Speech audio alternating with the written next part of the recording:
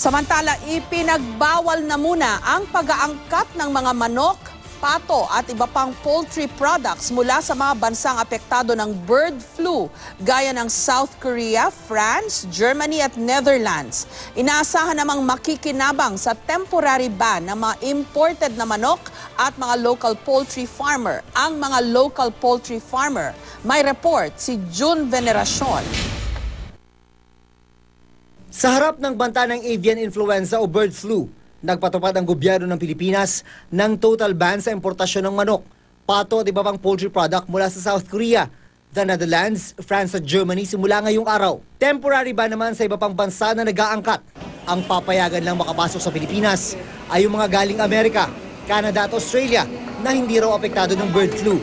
We cannot afford the entry of infected chicken and chicken products into the country because it would destroy the livelihood of millions of poor Filipino farmers. Paliwanag ni Agriculture Secretary Imani Piñol, mananatili ang total ban hanggang may problema pa rin ng bird flu sa South Korea, the Netherlands, France at Germany.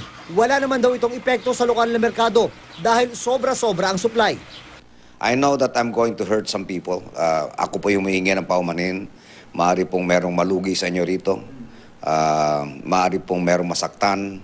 Pero ako po humihingi ng pangunawa. Kabuhayan po ng ating mga magsasaka na kataya rito. Mga magsasaka at lokal na industriya raw ang inaasahang makikinabang sa total ban ng mga imported na manok at pato mula sa 4 na bansang nabanggit ng Department of Agriculture.